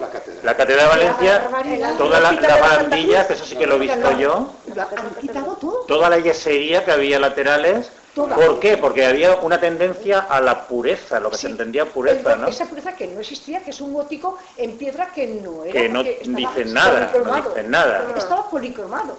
Claro, pero hecho para ser... vino la tendencia a dejar lo románico limpio, lo gótico limpio, y nos enseñaban el ladrillo, como tú dices. Lo de la Catedral de Valencia, vamos a ver, no tiene nombre. Es decir, ya no voy a entrar, eso se lo dejo a María, que es un tema. La bóveda de Pérez Castiel es un tema que ya además... Pero yo te puedo hablar de lo que fue. La repristinación es para hacer una asignatura en esta casa, en esta casa que es donde se estudia historia del arte, y explicarle a los futuros historiadores del arte cómo en el diccionario debería figurar repristinación igual a asesinato del arte. Lo que se hizo con la Catedral de Valencia y los yesos de Antonio Gilabert me parece que es uno de los episodios, de los múltiples episodios más bochornosos de esa catedral, y mira que los capítulos ya llevamos varias temporadas, ¿eh? Es decir, unas plementerías que han dejado a la vista de ladrillo de carga, que dices, pero madre mía, si es que se hacían de ladrillo de carga para luego lucirse. Y ahí están, y entras y las ves, las arcadas, las crucerías góticas y la plementería de ladrillo de carga. Es impresionante. Los arcos picados a golpe de compresor. Bueno, vamos a ver, ¿cómo se pica una catedral que está totalmente decorada en yeso sin hacer capas para ver lo que hay debajo? Porque si la catedral gótica estaba pintada, es muy probable que se enluciera sobre esa pintura. Al arrancar todas las capas de yeso, te llevas todo. Por lo tanto, no recuerdo ahora el autor y me da rabia porque me gustaría... Pero hay y además es arquitecto, quiero decir, que son los bendecidos por las leyes de patrimonio. No, Antonio Gilaver es el autor, pero hubo un maravilloso artículo sobre la catedral que se titula La catedral que nunca existió. La catedral de Valencia es la catedral que nunca existió. O sea, no hemos conseguido llegar, ni conseguiremos llegar. Para eso hay un libro maravilloso que a todos os recomiendo, de Salvador Muñoz Viñas, que es teoría contemporánea de la restauración, en la que te dice claramente, por mucho que tú intentes, en estas modas actuales de cortar la cinta, por mucho que tú lo intentes, jamás llegarás al momento inicial del edificio. Porque ahora que, con el criterio que estamos viviendo en la Catedral de Valencia, ¿qué vamos a por la mezquita? Muy bueno. Y luego a por el templo de Venus. ¿Qué está? Porque el templo Sí, de Blas, abajo. sí, yo he visto, bueno, está un gran... Pues a propósito... Levantar el suelo del aseo de Zaragoza y está el templo romano allí debajo. Pues a propósito de la repristinación que decías, no sé si habéis visto, porque además está súper bien documentada la repristinación que se hizo del cuadro del Veronés que está en el Louvre de las bodas de Caná. Las bodas de Caná lo limpiaron abrasivamente. Además decidieron que el encomendador aquel que iba de rojo, que tenía al final una veladura de carmín sobre un verde, que eso era la forma de conseguir una belleza porque era el contraste, y entonces frío, cálido sobre frío, y decidieron que no, que es que él primero había pensado que tenía que ser en verde y luego pensó cambiarle el color. Fíjate, qué poco conocimiento de las cosas. Y entonces le quitaron el rojo y ahora es que el cuadro está con la túnica de ese señor, que es entero, que ocupa un pedazo de cuadro, enteramente verde. Y además se ve como sobre el yeso pintaron así a lo bravo todo, sobre el enyesado que luego hicieron sobre los huecos que iban quedando y todo eso, no lo hicieron con el cuidado de que se notara lo que era nuevo de la calidad, no señor, así a pinceladas, con lo cual ahora ves el cuadro en el Louvre y le han quitado toda la atmósfera que tenía el cuadro. Es decir, y además eso lo han documentado como si eso es lo que se debiera hacer. Lo que tú has dicho es que decías, es que repristinación es igual a asesinato del cuadro. Bueno, querían quedarlo como, evidente, pero como el original. En la arquitectura, tú entras a Santa Catalina y esa iglesia no tiene nada que ver con el concepto que tuvo, evidentemente medieval, y con el concepto que más tiempo duró, que fue el barroco. El barroco, además, es que, vamos a ver, yo me voy a acabar fundando una asociación de defensa del barroco. Me parece que es tal el desprestigio que se hace contra el barroco. Hombre, yo como restaurador asistí a un problema en la Catedral de Teruel. El plan director de la Catedral de Teruel recogía que había que pasar una canalización eléctrica por encima de un retablo, y el retablo era un retablo barroco de un obispo valenciano, Santo Tomás de Villanueva, que había sido terminado con unos florones de escayola, pero de la época, hechos por el propio autor. Y el arquitecto pretendía pasar la canalización por arriba picando una roza. Bueno, yo le dije, pero ¿cómo estás loco? Y respuesta, vale, si es barroco. Y porque sea barroco lo vamos a picar. Es decir, cuando hablabas de San Juan del Hospital, San Juan del Hospital tiene una obra barroca maravillosa de Juan Pérez Castiel, de Juan Bautista Pérez Castiel, que es la capilla de Santa Bárbara. Es una auténtica maravilla del barroco. Bueno, menos mal que no les dio por picarla. Pero vamos, a Juan Pérez Castiel se le ha puesto en el centro de la diana desde la bóveda y, en fin, tiemblo con él. Y el hombre era aragonés, pero bueno, no tenía nada que ver con el agua ni con todas estas cosas que ahora se ponen tan de moda, ¿no? Pues hay una cuestión también un poco interesante que a raíz de todo esto, porque hay mucha, digamos, con todos estos comentarios que estáis haciendo sobre la historia del arte, hay bastante incompetencia por parte de unos y de otros. Entonces, ¿a qué se debe esa incompetencia que hay históricamente en este mundo de la historia del arte? Pero antes de entrar en ese tema, que quizás es un poco más complejo, también he estado pensando que siempre hay una relación entre las bellas artes y la historia del arte, entre bellas artes e historia del arte, que es un poco extraña y confusa esta relación. Entonces, vamos a ver un poco ese tema, porque creo que todos más o menos hemos estudiado bellas artes y historia del arte, etcétera, etcétera. Vamos a ver qué pasa ahí entre esas dos disciplinas, esas dos materias, que quizás sean la clave de todo lo que hemos comentado, de los errores de la historia del arte. O sea, los errores que se están produciendo hoy día en la selección de artistas, en el mantenimiento del patrimonio, en un montón de cosas, porque, por ejemplo, ahora si hiciéramos una selección de artistas para hacer una historia del arte, que de hecho se hace, una historia de los artistas actuales, hay varios manuales por ahí de artistas actuales, pues también hay unos criterios muy distintos según quien la haga, ¿no? Y pones a unos artistas y a otros. Es decir, hay una falta importante de objetividad desde hace muchos siglos, y eso, ¿por qué es así? ¿Porque la propia materia es subjetiva y entonces es muy difícil de objetivar? ¿O qué pasa? Quizás hubiera que tomar el ejemplo, a mí me gustó mucho en la Universidad de Copenhague, como trabajan en los países escandinavos en investigación, después en periodo de máster y doctorado, equipos mixtos, sería modelo de ciencia, teorías compuestas. Entonces, eso, pero no esto multidisciplinar y todo vale y cualquier cosa vale, ya la venga, que ya es como el acabose, apocalíptico casi, de mal gusto diría yo, grotesco, al final, de un sinsentido, en sentido creativo incluso, porque eso ya también cualquier discurso, pues también le das la vuelta, lo aderezas, le das su aderecho y vas para adelante porque juegas con un público totalmente inculto, entre comillas, no me refiero a la gente esta que sea, sino a la gran audiencia televisiva y demás. Entonces, claro, la historia del arte ya ha bajado mucho en la enseñanza secundaria, lo cual es un agravio importante. Han quitado la filosofía, que es otra barbaridad. Y todos son barbaridades. Perdón que lo diga así de claro en educación en este país. Sí. Entonces, esas cosas no ocurren en Estocolmo, ni en los países que tienen un nivel de bienestar alto. Pongámonos las pilas, señores. Tomemos conciencia de que si no damos más de sí, no es porque no queramos, sino porque las circunstancias son adversas. Ya no quiero ir mucho a la política, vuelvo al tema de investigación. Investigación en los países nórdicos. Yo me compré el libro, me gasté todo lo que me quedaba dinero, cuando no volví a España. Un antropólogo, un historiador, 2 de Bellas Artes, un arquitecto, ¿sabéis? O sea, varios especialistas. Entonces, mis carencias me las cubre él, las que tiene él se las cubre ella, las que tiene ella se las cubre... Se crea una sinergia no predeterminada, yo sé lo que es tener a dar, le voy a sacar no sé qué, tal. No, sino es una... sinergia de energías, que aparte que hay un guión preestablecido, pero todo lo demás que viene, que la parte más rica, de la suerte más truculenta, no está ni prevista y es impredecible y riquísima, señores, riquísima, y te abre un montón de puertas encima que investigas, aprendes, no solamente demuestras. Tienes mucha razón.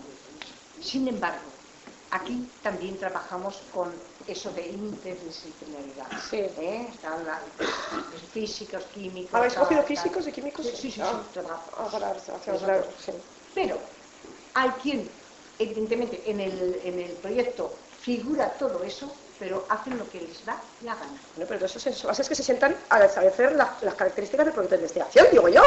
O vamos, que decir, lo que es normativo se puede establecer a priori. El destrozo de la bóveda Pérez Castiel, el proyecto de analítica de tal, y la señora Pérez y el señor Jaime Sancho. Nada, esto fuera. Esto se quita porque en 3 meses viene el Papa. Y tiene que cortar la cinta. ¿Ah, sí? Sí. O sea que existe y trabajamos así. Ya. Yo ahora tengo un torero, lo digo porque... ¿Un torero? Un torero. Interdisciplinaridad es insospechable. Ah, vale, un torero en el equipo de El torero es... Me vienen con un cuadro, rapidísimo. Mira, un retrato que, a ver quién lo digo, vale, bájalo.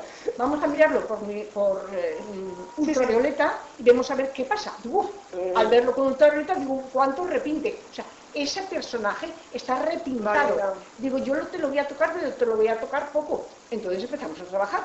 Vale, empiezas a trabajar con televisores y todo este tipo de cosas. Bajo y veo que hay pintura que sigue siendo repinte otra vez. Y donde hay mucha densidad que nos indica las luces, este tipo de iluminación, Sí, he visto, pero... y resulta que el torero al final le quita las patillas y va a ser una señora. ¡Ah! ¡Qué bueno, es un travesti! Pero lo más... No, pero escucha, ahora porque estoy bromeando. Pero ¿qué problema trae el torero? Ahora veréis. El torero pertenece a la colección del Marqués de tal. por detrás lo que Claro, ¿no? está rentelado. Entonces, por delante está el torero, con una gorguera que él me dijo que en esos tiempos no se llamaba gorguera a los toreros. Pero arriba viene el nombre del torero. Con lo cual, en la pequeña cata de limpieza, se ve que la limpieza del fondo verde no existe. O sea, el fondo es mentira. Ya. Si yo quito el fondo verde, quito también el título. Luego, nos encontramos con qué. Y yo he dicho, no, han pasado 100 y pico años y yo eso no lo muevo. Lo que sí voy a dejar son dos testigos para decir, esto no era este torero, es un retrato que está aprovechado. Entonces, ¿qué vamos a hacer? ¿Quién es la señora? Radiografía.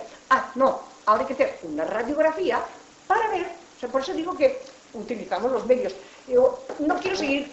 ¿Pero la Ahora señora quiero- quién es? No se sabe, no se sabe. Yo solamente he dicho que si sigo le saco los pendientes.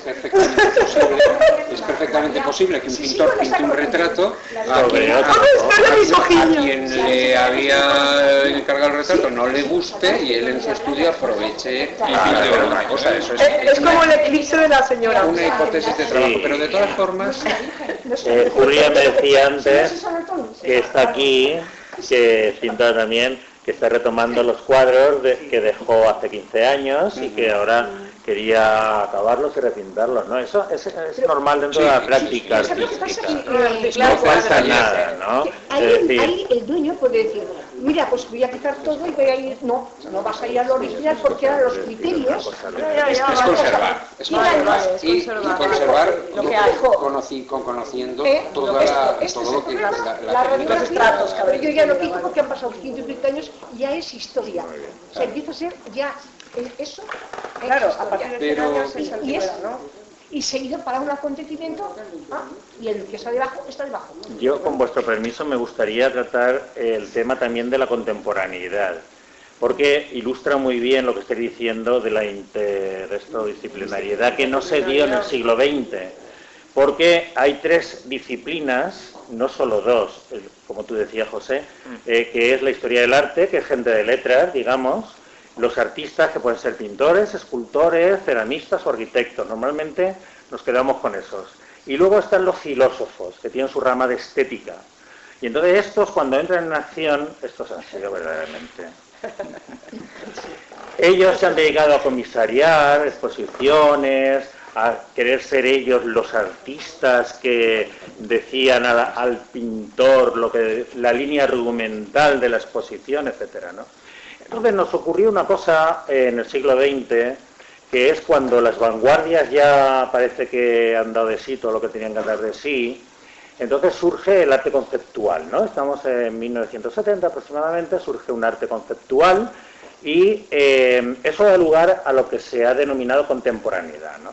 ¿Por qué se denomina contemporaneidad? Porque contemporáneo es lo que vive en tu momento, ¿no? Pero ocurrió una cosa, y es que sin ellos esperarlo, surgió un movimiento que fue un nuevo estilo internacional en todas las disciplinas, que es el posmodernismo o la transvanguardia, que se llamó entonces, aproximadamente en 1980, que les tiró al traste todas las teorías de la contemporaneidad, ¿no?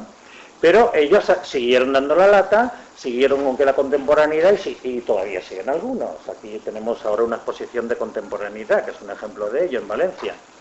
Entonces quiero yo decir que ¿cuál ha sido el problema de esto? Que transmitieron una idea que fue el arte oficial, el arte correcto que se tiene que hacer en 1990 es el arte que se denominó contemporáneo.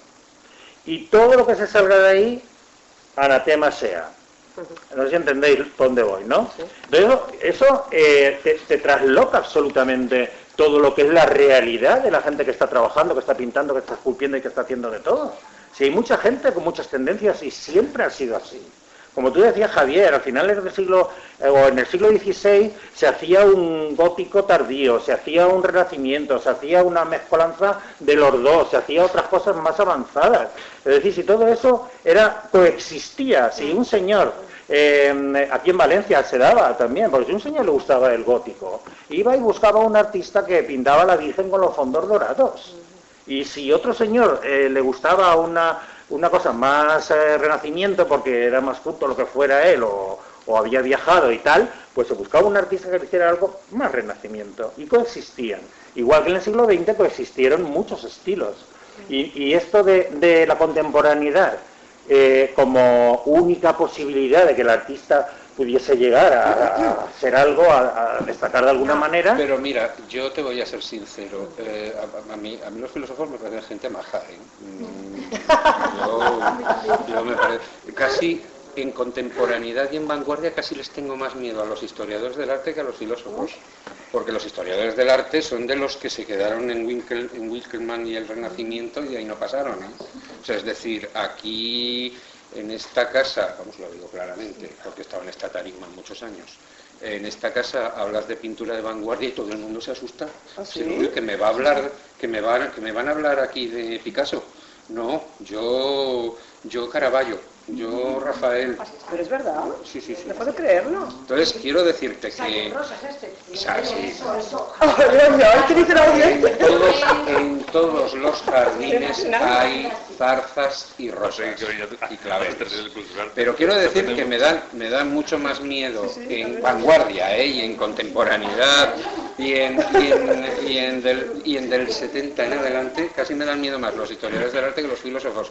Porque es que me parece que el historiador del arte se está encasillando por circunstancias, ojo, yo no digo que lo haga a veces de motu propio, en de Burkhardt para atrás es historia del arte y de Burkhardt para adelante, y bueno, ya vamos a ver, a mí me parece fundamental que un historiador del arte, aunque sea un señor muy pesado, se lea a Ortega y Gasset. Un historiador del arte tiene que conocer la rebelión de las masas, pero vamos, de cabo a rabo. Porque es que si no, no entiendes determinadas cosas. Y yo entiendo que a determinado segmento y perfil del historiador del arte le guste mucho más una tabla gótica que la fuente de Deschamps, pero tiene que conocer la fuente de Deschamps. Y entonces, ¿qué ocurre? Que a veces yo, como historiador del arte, digo, los comisariados de exposiciones que están haciendo los de filosofía, la gente de filosofía, ¿las están haciendo porque son de filosofía? ¿O porque aquí se ha dejado de reivindicar dos aspectos fundamentales, que somos los que teóricamente más tenemos que saber de exposiciones y que somos los que más tenemos que saber de museología? Asignatura que en profundidad y amplitud brilla por su ausencia en esta casa. ¿No existe? ¿Ah, sí? ¿No existe? ¿No tenéis asignatura de museología? Sí, pero entiéndeme. No entiendo nada, soy surrealista. Es una optativa. ¿No, María? O sí. No, Es una optativa. la museología, tal y como está cambiando este mundo, y tan importante como es que el discurso museográfico realmente sirva para mejorar a la sociedad, porque en realidad el contenedor del saber sobre arte básicamente es un museo, independientemente de las enseñanzas. Por lo menos es la puerta para todo el mundo. Es que no nos engañemos, estamos en una sociedad donde, o en una sociedad con arreglo a esta ciudad, donde existe una de las mejores pinacotecas del país, del Estado español.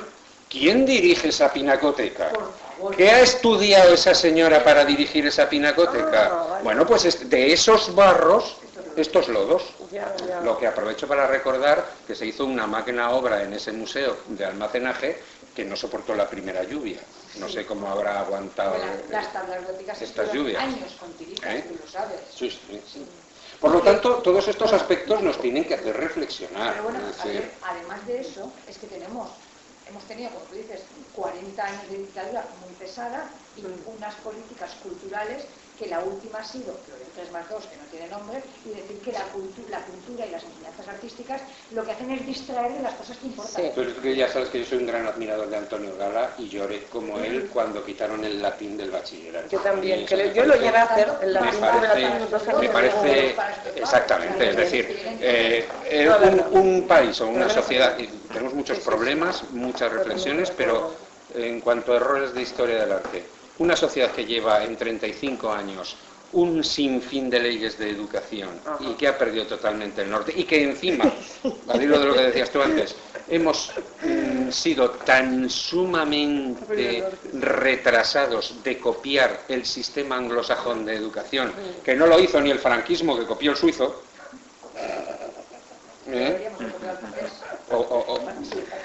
menos el anglosajón, cualquiera Pero es que hasta los grandes técnicos... Pero es que el anglosajón tampoco lo hace como nosotros lo hacemos, que es una coña. Bueno, El anglosajón, a ver, yo no trabajo con anglosajones y no lo hacen como nosotros. Esto no es lo mismo tener... Es que ahora tortilla a la francesa pero a la española, o a la tortilla francesa pero a la no es francesa. lo mismo tener el traje del último emperador que tener el traje serigrafiado del último emperador. Exacto. Entonces, has conocido como yo varias promociones Exactamente. de arte en esta casa. María muchísimas más, evidentemente. Y de Bellas Artes también. ¿Cuántos de los egresados quieren ser gestores culturales? Ninguno. Quieren ser contempladores. Voilà. Y quieren ser maestros, profesores de instituto y ya está. O sea, no quieren jugársela a Bueno, ser... alguno aspira a ser profesor algunos sí. de universidad también, ¿eh? Pero en fin. Pero los más no quieren ser gestores culturales y mandar a su casa para colmos. Pero vamos a ver, es que... ¿Mandar a su casa qué? ¿Cómo? Para colmos. Un historiador del arte debe conocer lo que es un comisariado de exposiciones, aunque sea la teoría, aunque sea la teoría. Claro. Debe reivindicarse como una de las personas El comisariado como una actividad que más conoce el concepto de museografía. Al hilo me vais a permitir que diga dos cosas que me parecen fundamentales. Tiene que saber diferenciar entre museología y museografía, que ahora no lo diferencia muy bien, y tiene que saber diferenciar entre conservación y restauración, que tampoco lo tiene muy claro, ¿eh? Me parece fundamental. Y yo en clase siempre he dicho lo mismo. Vamos a ver, si estáis con el ordenador, sois capaces de tener el Facebook abierto, el Skype y estar hablando con vuestra amiga de Cuenca, el estar viendo la página de moto que os gusta, el estar viendo si me ha colgado este o no me ha colgado este en el aula virtual, en no sé qué, y estar viendo 10 vídeos del YouTube a la vez, y encima no haber perdido ni un solo capítulo de Juego de Tronos, me vais a querer decir que no sois capaces de saber todas estas cosas que os estoy planteando. Pues a ver, si vosotros sois los que tenéis la multidisciplinaridad al alcance de la mano, yo me tenía que ir a la biblioteca y a pintar a la playa con Américo. Sí, yo también. Yo les digo lo mismo, fíjate. Pero ¿por qué no se potencia ese aspecto? A ver, si con esto no os echo la culpa a vosotros. Yo de hecho, estoy de acuerdo también, yo de hecho, al acabar la carrera me gustaría encaminarme a ser comisario. Claro. Pero me refiero, sí que es cierto que tienes razón lo que dices, que muy poca gente se atreve a hacer eso. Cuando justamente lo que has dicho es cierto, todo aquí simplemente hacemos eso. El tema de hacer mil cosas a la vez, pero la pregunta que yo lanzo es por qué la universidad o quien sea no puede decir esa imagen. ¿Es porque no les interesa? ¿No les interesa que haya gente preparada? Pues para porque hemos llegado a convertir la universidad en la última trinchera. Al decir la última trinchera es que uno llega a las reuniones del departamento y defiende su cortijo. Es decir, si yo doy cine, aquí antes muerto que sencillo, antes Florian Rey que Caravaggio. Como el ejemplo del cine, además los profesores de cine de esta facultad me parecen maravillosos. O sea, que son áreas enrocadas. Pero quiero decir que barroco italiano man que pierda. Asignaturas de vanguardia no existe. Y mira, yo el día que casi me dejó las venas largas fue hablando con un alumno de quinto que me dijo, me queda una asignatura, no me acuerdo, era una asignatura de estas arcaicas, quiero decir, que era de arqueología o una cosa de estas extrañas, y era optativa. Apruebo y termino la carrera. Y la criaturica no sabía ni qué era el alabastro y no sabía quién era Damián Forment. Y dije, malo. Bueno, Tío de quinto. a lo mejor no le cayó en el Pero examen. es que te voy a decir una cosa. En Bellas Artes, coges ahora a los de Bellas Artes y les Tampoco lo dices, saben. dime 3 maneras de preparar un lienzo, coño, que son vale, primero sí, en vale. nuestra época ya. Vale. Y te dicen, selladora titán.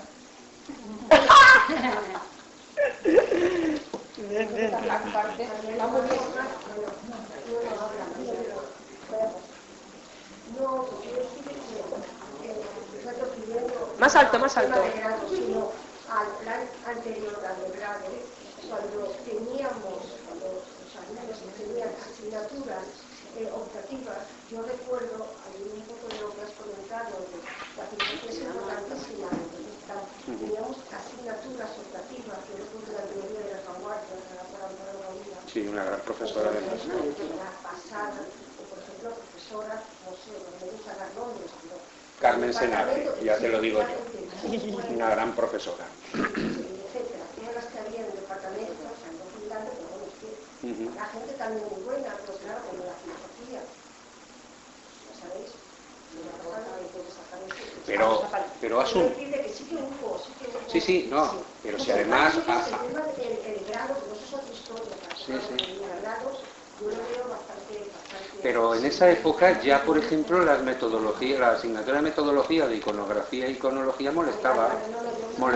Es que esto no es ver diapositivas. ¿En qué años son esos? ¿Iconografía e iconología molestaba? Años 90. Porque eso fue lo primero que yo aprendí en el 82 de Bolano de Milicua, fue descripción pre-iconográfica, descripción iconográfica y análisis iconológico. Y yo, hace escasamente 3 semanas, se lo repetí a mis alumnos de fotografía. Digo, eso en general, para todo el universo visual, para todos los visuales, me da igual, pintura, foto, lo que sea. A mí no me mareas con textos que me vuelvo loca y que luego me tengo que leer 100, que acabo en el manicomio. A mí ponme la cosa ordenadamente. Primero me lo escribes como abstracto, como un cuadro abstracto, círculos, cuadrados, lo que sea, rayas, líneas, no sé qué, gestos. Después me dices descripción y después la simbólica. Porque es que ahora lo mezclan todo, porque como ya vienen pobrecicos, ¿no? Vienen sí. Disculpa, yo quería hacer una... ¿Es así o no? Un poco. Un poco a raíz de lo que habéis dicho, como alumna de cuarto, que estamos aquí, un poco manifestar la crítica ante la mediocridad del profesorado en general. Muy mediocre en general, a borrar las excepciones, muy buenas, pero muy mediocre y año tras año, aunque votemos las famosas encuestas y tal, sigue manteniendo las mismas reliquias en los mismos puestos en asignaturas emblemáticas, con lo cual nos vemos más o menos obligados a coger a profesores no asignados, aunque en algunos casos, en el caso de optativas, es muy famoso en la facultad fulanitos sí, menganitos no, son talitos sí, entonces no cogemos asignaturas que no gustan, estamos viendo a profesores una carrera que tiene que ser tan vocacional como esto. Me gustaría ponerlo en manifiesto porque creo que es un Interesante comentario, ¿verdad? ¿Sí? Interesante. Sí. Bueno, muy interesante comentario. Sí, realmente estamos viendo que el reflexionar sobre los errores de la historia del arte al final no sirven más que para que conocernos mejor a nosotros mismos y a la actualidad que estamos viviendo aquí, en este momento, donde ya se han visto diferentes alternativas, por ejemplo, esta alternativa que has comentado de la mediocridad de la enseñanza universitaria, que ya también viene de lejos, y la endogamia, la selección de profesorado, etcétera, etcétera. Sí. Ya, bueno, pero lo que es interesante es que el error es para que las cosas mejoren, entonces lo que está súper bien que se digan las cosas abiertamente, que haya un foro de confianza, ¿verdad?, de estar a gusto todos, porque si no, es justamente las cosas se han deteriorado porque no ha habido voz populis. Ha habido decretazo, de aquí para allá, bum, bum, bum. Entonces está bien, porque si no sientes lo que la gente necesita, tampoco las leyes se ajustan luego. No sirve para nada nuestro voto, porque cuando... para nada, mujer. Es de forma reiterada que hagamos las estadísticas que se supone que a lo largo del primero, esas estadísticas de votación, con los diferentes criterios que vosotros ponéis, no tengo por qué criticar encuestas, perdón, que no son hasta la mayoría, pero vemos que año tras año se repiten los mismos profesores mediocres y malos y nulos que no tienen siguen dando las mismas clases.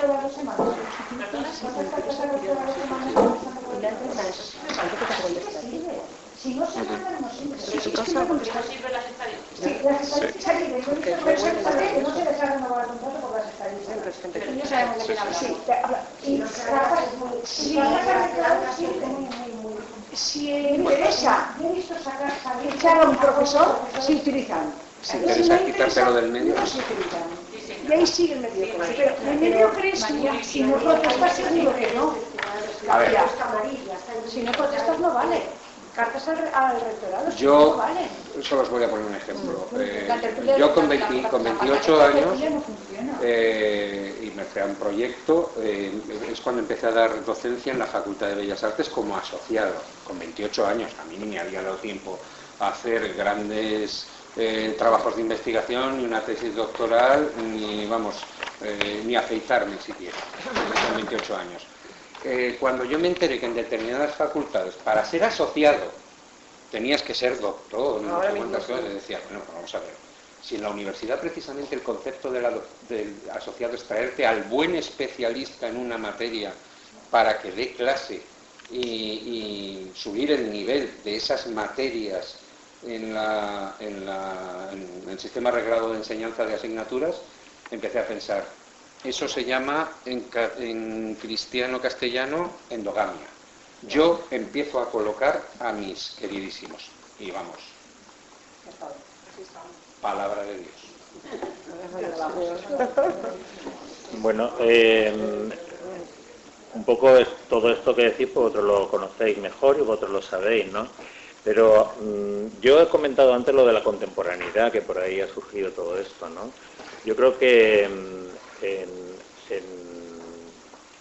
en esto de los errores que se cometen en la historia del arte, cuando los tienes muy recientes y los has vivido, los has visto, pues los conoces, no porque hayas acudido a libros o sepas que hubo un artista muy interesante en Francia en el siglo XVII que se llamó Latour y que no se sabía nada de él hasta el siglo XX y cosas de estas, ¿no?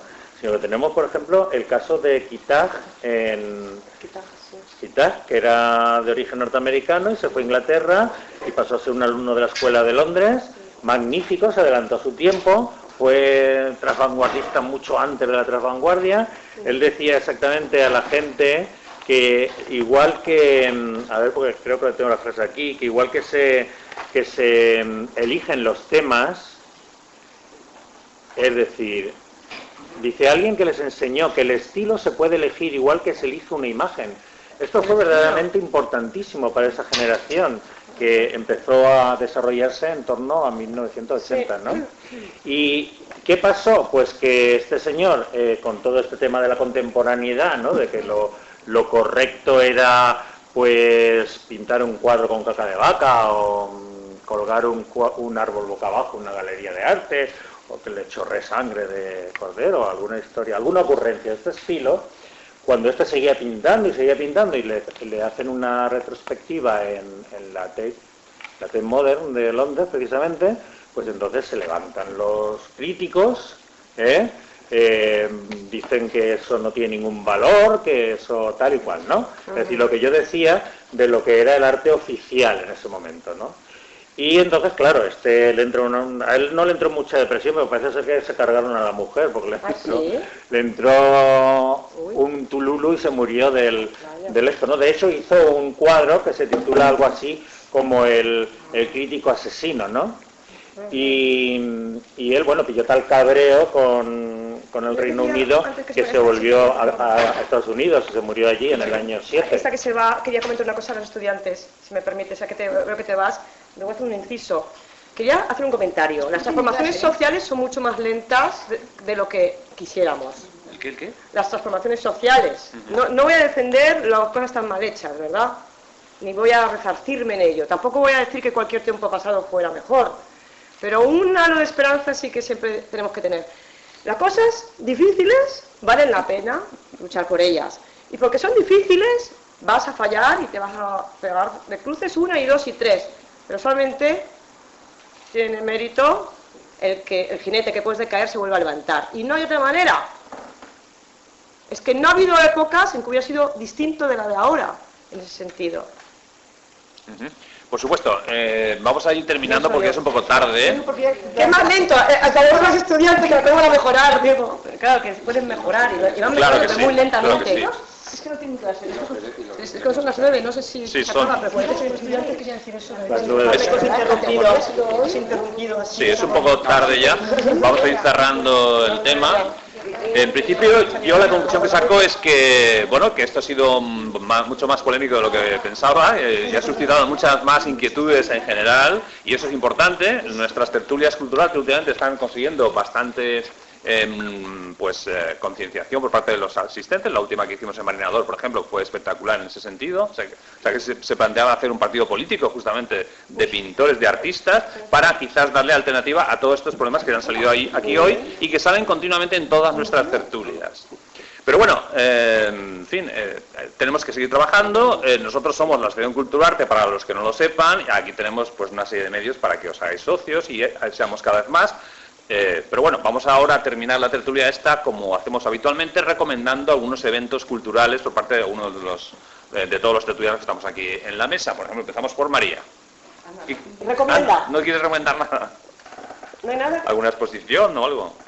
No, bueno, recomendaría información.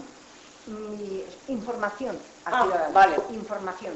Y, bueno, que en los estudios se recojan más historia del arte, humanidades, o sea, todo lo que tenga que ver con el arte, para que estas personas puedan, además de querer, como quieren el arte, que sepan y puedan apreciar y discutir cualquier tema con más.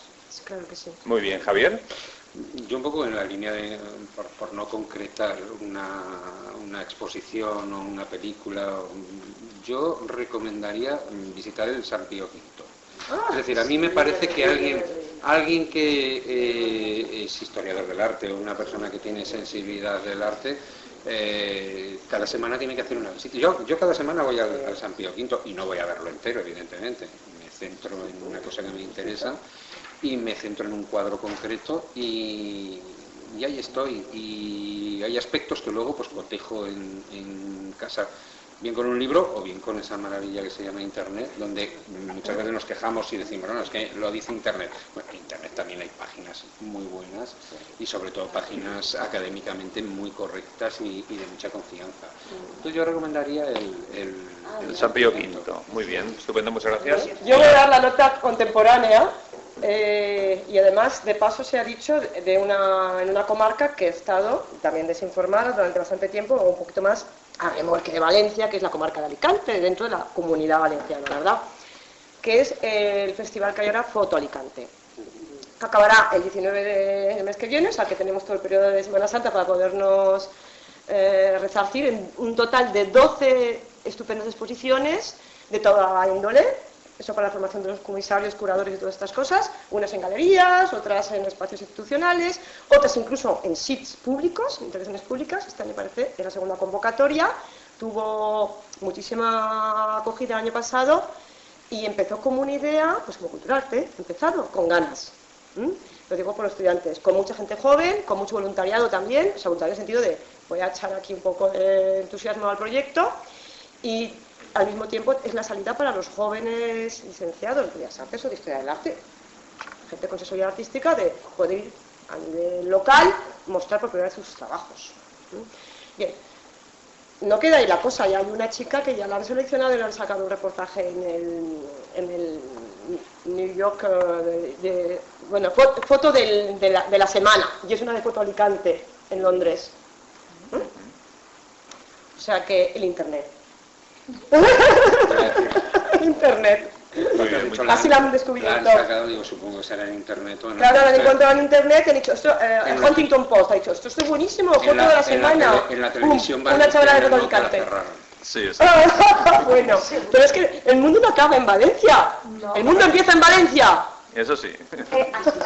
Venga, Jesús Manuel, por favor.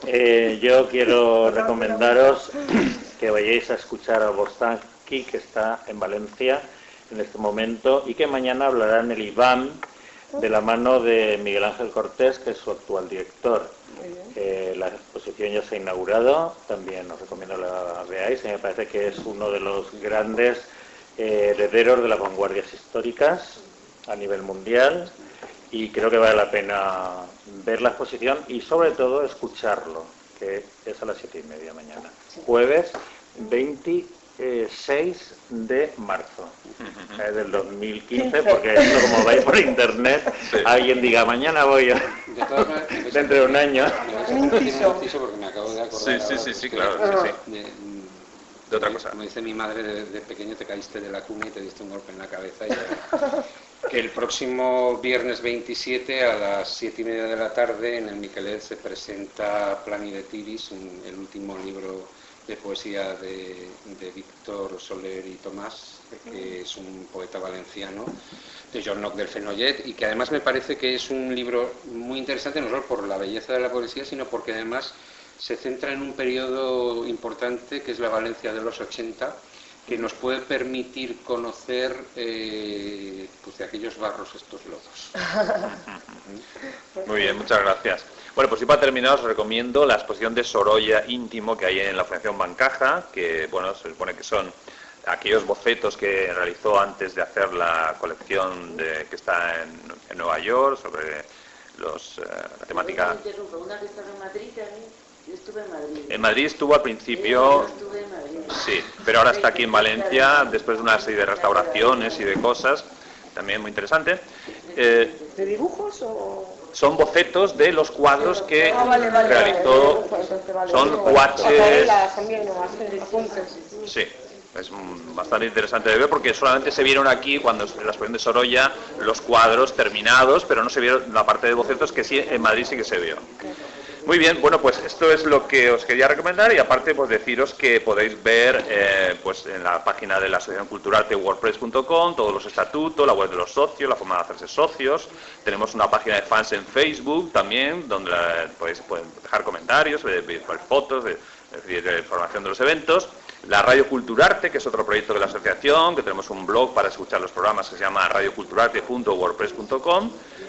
Y también pues un correo electrónico donde podéis contactar con nosotros para pues lo que queráis, desde participar como tertulianos, sugerir temas, etcétera, etcétera, es culturartetv@gmail.com. El blog donde están las tertulias como esta, que se pueden escuchar y descargar, es el de culturarte.wordpress.com. Si queréis recibir información de nuestras actividades o haceros socios, podéis dejar vuestro correo electrónico en una hoja que tenemos aquí delante y también coger tarjetas de la asociación para que tengáis constancia un poco de quiénes somos y por qué somos Culturarte y hacemos estas cosas que estamos haciendo aquí en este momento. Ya llevamos pues 6 años, me parece, o 7, haciendo estas tertulias. La próxima tertulia aún no sabemos cuándo será exactamente, pero sabemos que será en mayo, el mes de mayo, y el tema pues puede ser o arte y medicina o Bauhaus. Entonces, no sé si será en el círculo de médicos, en el colegio de médicos, en el colegio de médicos o quizás en las GAE, depende del tema. Pues por ahí estará. Recibís la información pues a través de los medios habituales donde publicamos dónde están nuestras tertulias. Sin más, os saludo y os doy las gracias a todos los presentes y tertulianos por esta presencia en esta Facultad de Geografía e Historia de Valencia, España, y os esperamos en la próxima tertulia. Nada, un bravo por la audiencia. Que seáis felices y un bravo por la audiencia. Está muy bien. Una audiencia formidable.